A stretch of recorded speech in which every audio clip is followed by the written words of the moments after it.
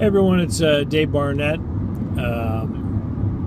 from the investlocalbook.com blog site. I wanted to tell you a little story about an East Indian gentleman I was talking with the other day.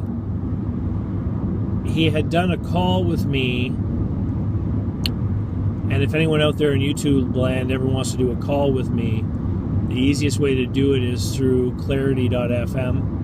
And there's a link to my Clarity page on the blog site, investlocalbook.com. Clarity makes it easy to schedule a one-on-one telephone consultation where you simply pay by the minute and you just use your credit card. And your credit card is not charged until after the call. And you get to leave rating feedback for me if you want to after the call. Anyway, I was talking with this East Indian gentleman about small business systems. Because he was having issues with constantly needing to put out fires in his business. And what he does, it's kind of interesting, is he actually makes deals with thrift stores and secondhand stores to buy good inventory that is overstock for them. So, a Salvation Army store or a thrift store, they might get inundated with clothing, say at springtime when people are doing spring cleaning, or small furnishings, or kitchen goods, flatware, small appliances, etc. And what he does is he buys this overstock at ridiculously low prices. I think he usually pays by the pound. Loads it all into containers, and then ships it to India, where he sells it through retail stores that he has established over there. And the problem that he has is that he's constantly putting out fires. He keeps having to invest more and more time into things that should be handled by his employees right the first time. And I've got a lot of experience in small business systems. Before I was a business broker, I had the commercial debt brokerage business, and before that I actually owned with a partner a junk removal business. And we had created business systems that used step-by-step lists of tasks, as well as created roles which had responsibilities associated with them. I was working with this guy to determine what would be the best course of action as far as systematizing his business, and it always starts in the number one place, which is an organization chart. So even if you only have, and this is right out of Michael Gerber's E-Myth book, even if you only have one employee, you create an org chart and you put titles on all the different roles, and then you create job descriptions for all the different roles where you list the responsibilities of those people. And on the higher echelons of the org chart, you basically leave it at that, areas of responsibility.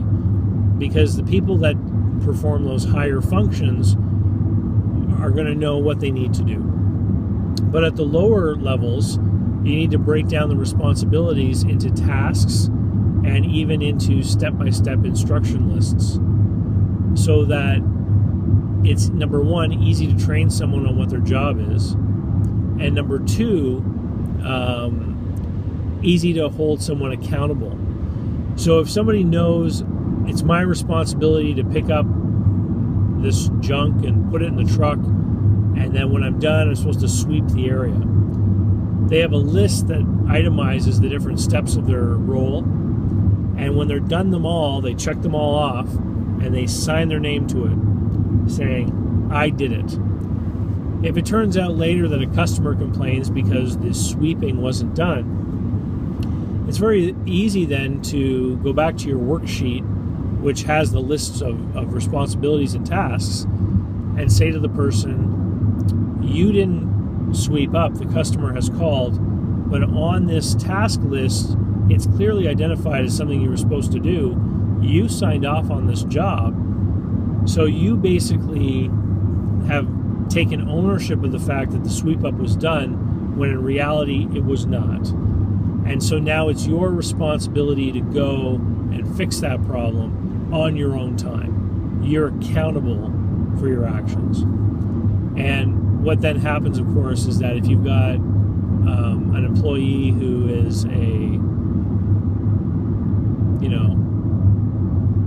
let's say an undesirable type, who's lazy and doesn't want to do a good job and has no pride in their work or feels no sense of ownership in their responsibilities, they're going to quit, which is great because you'd end up having to fire that guy anyway. If you've got somebody who just slipped up and is honestly trying to improve themselves and learn and do a good job, they're only going to make that mistake once. And in my experience, the biggest problem in small businesses is that the owner in particular ends up wasting a lot of time running around trying to fix these one-off problems. People call it firefighting, where you've got these customer fires that flare up and create problems for you, and you have to go and put out fires all the time instead of working on what you're supposed to be working on, which would be the higher order items on the organization chart. So I just wanted to talk a little bit about small business systems and systematization, because I think it's the one area that I consistently see that people don't take the time to do. And what it means is that the business can never grow beyond what's right in front of the owner, because all the systems are in his own head. The other thing is that small business owners tend to delegate tasks instead of delegating responsibilities, sort of the higher up aspects on the org chart. And that again creates a bottleneck where the business can never grow, because no one is ever empowered to make decisions. The owner has to be around to make all the decisions, and you end up with situations like a guy who can never go on vacation. And I've met plenty of business owners who've worked for years without going on vacation. It's no way to be in business. Anyway, those are my thoughts for today. Please follow the blog site. If you enjoyed this video, please share it. Follow my YouTube channel. Visit my blog site, investlocalbook.com. And if you want to learn more and expand your financial knowledge, you should always check out my books, Invest Local and Credit Card Advantage. Both are available in PDF download from my blog site, investlocalbook.com, or are available in Kindle and softcover from Amazon. Talk to you later. Have a great day. Bye.